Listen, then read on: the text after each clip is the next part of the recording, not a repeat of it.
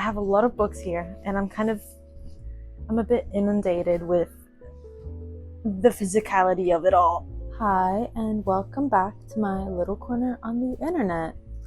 Today, I am going to be doing a little tour of my classic literature collection, which also includes my modern literature because I have a quite even split of both, I'd say. So I thought it'd be, might as well. I started getting into classic literature back in grade 11. So I was 15, 16 is when I started getting into classics. And I started off with, the girls. I'll give a grand tour of it all. We'll start with this because it's just eyeing me, and it's the only Shakespeare that I own, and it's Hamlet. I haven't read it yet. I bought this at a thrift store, at this really cool thrift store when I was in Canada, because I've always wanted to read Hamlet. It's been in my mind for ages. I haven't picked it up yet, but I have read Romeo and Juliet, Midsummer Night's Dream, and Macbeth, and a couple of his sonnets. But this is on my shelf, and I want to read it. So, next, here I have Madame Bovary by Gustave Flaubert. It's a French book. I read this a few years back. I don't remember if I enjoyed it too much, but it is something that I want to revisit because I do think it is the type of book that I would enjoy again. So, next is The Portrait of a Lady by Henry James. Again, I haven't read this yet. I found this at a little local neighborhood library, and I claimed it. And I love it when books are super worn, especially classics. Like, all the pages are stained, and I absolutely love it. It's a little penguin, and yeah, I'm excited about that. Eventually I will get to it. I guess I'll dive into this one author that I have been getting into, and that is Fyodor Dostoevsky. I have 3 books by him. I have White Nights, which I've already read. I absolutely loved it. I'm obsessed with this book.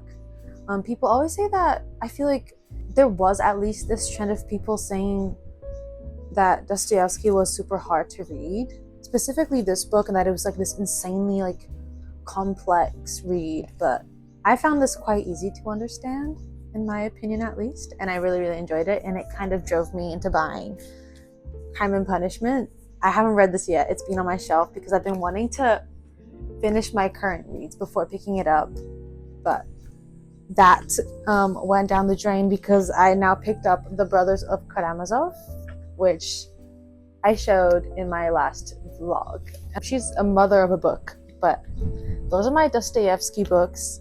I also have some other Russian literature pieces that I also have include. I think I'm going crazy.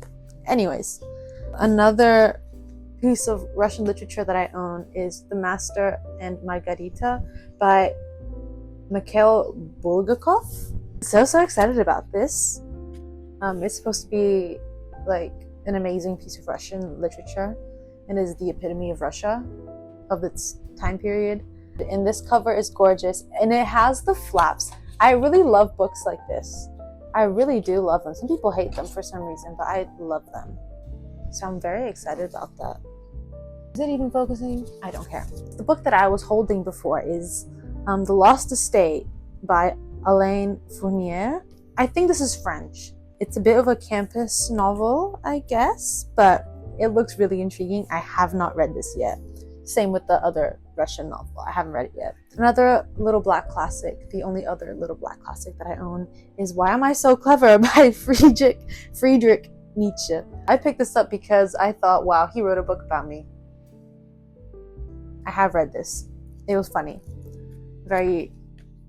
It's so silly in my opinion, but it was fun to read. Another book that stands out to me is The Name of the Rose by Umberto Eco.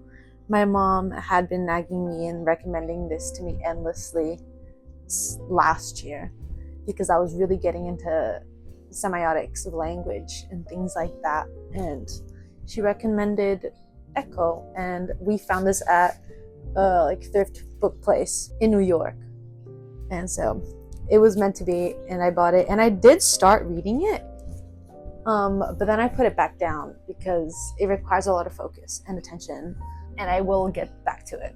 eventually. Another one that's right there in front of my face is Meditations by Marcus Aurelius. This is a philosophy book on Stoicism. Don't attack me. If you've seen my Goodreads review on this, I gave it, I think, 3 out of 5 stars because honestly, I'm not that big of a fan of Stoicism.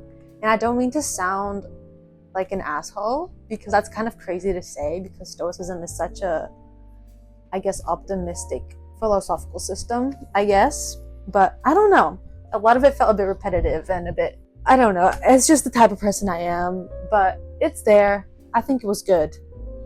Nothing amazing, jaw-dropping that made me go crazy. But I like reading about different philosophies, but you know, there's that. I also have Anna Karenina by Leo Tolstoy.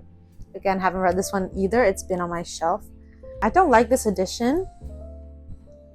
So I wish I had just rather gotten the Penguin Classic instead of the vintage.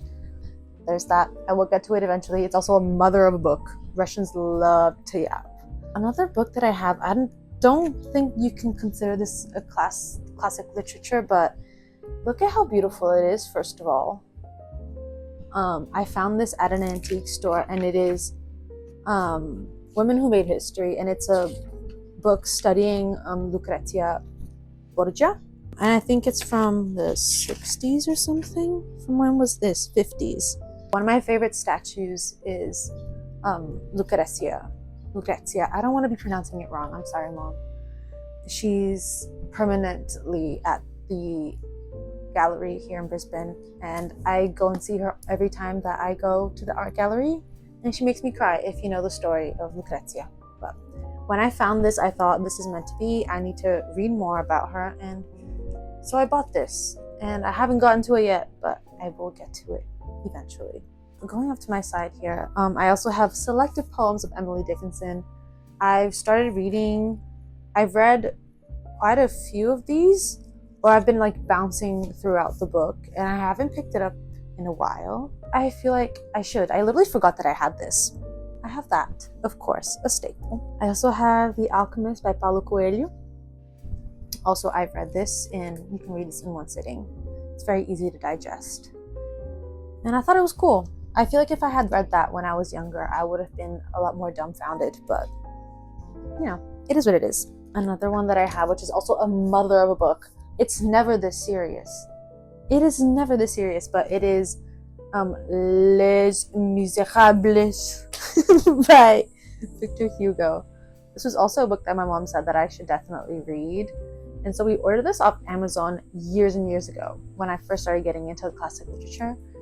And I did not know that it was this like of a book. Like,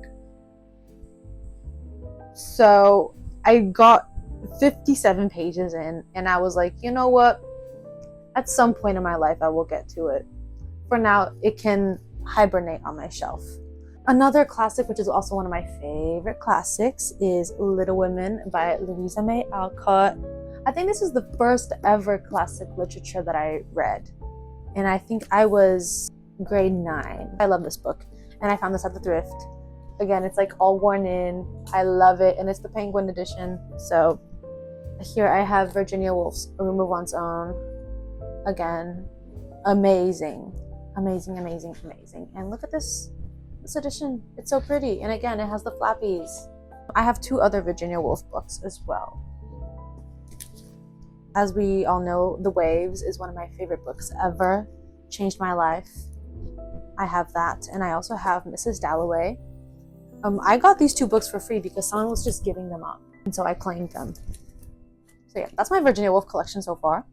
Another one is Perfume by Patrick Suskind. I love this book. It's so great, and I want to read it again. I'm not sure if you'd consider this a classic per se, perhaps a modern classic. I would consider it a modern classic, given that it was published, I guess, in the late 90s, and Penguin kind of considers it as that as well. And given its inherent impact and popularity, The Secret History, I've read this 3 times. I will read it again soon. I'm fighting the urge so I can focus on the books I'm currently reading, but I own 3 copies of that book. So I also have, right here, I have 2 copies of The Picture of Dorian Gray. whatever. I don't care if it's excessive, but I had found this at the thrift store, like at the thrift bookstore. And so I was like, of course I need to get it. And then I moved away to Canada, and then I found this edition, which I had been eyeballing as well because I had seen it online and I thought that is beautiful. So I also bought it, and then I read it and I was like, yeah, I understand. So I have those two as well. My J.D. Salinger books, I have Catcher in the Rye and Franny and Zooey. Absolutely love Catcher in the Rye. It might be unpopular, but I actually really, really do love it. I thought it was so real, and I just love insufferable characters, I'm being honest. And then I also really like this. I thought it was really funny, and I read this in a day. I also have Dangerous Liaisons by Choderlos de Laclos. I think this is, you know this book. Everyone knows this book, at least I hope so. I remember reading this 4 or 5 years ago, and I actually took ages to get through with it because it was quite slow. And I think the video that I made about it is still up on my TikTok somewhere if you scroll down far enough. But I actually want to read this again because I feel like I would digest it in a very different way. So that will happen. That will happen eventually. Let's move to the Bronte sisters. I have Agnes Grey by Anne Bronte. My friend from Canada gave this to me as a parting gift. I love you, girl. Because she knew that I wanted to read this. So I have that. I haven't read it yet, but I really want to. And I also have Villette by Charlotte Bronte. Also haven't read this yet, but I really want to. I got this from a thrift bookstore along with also Jane Eyre, which I have read, and I really, really love this book.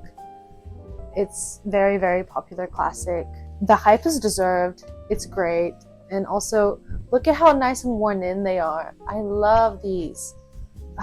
Now, let's get into my Camus collection, because Camus is one of my favorite authors, writers, philosophers, and I have a little collection of his things.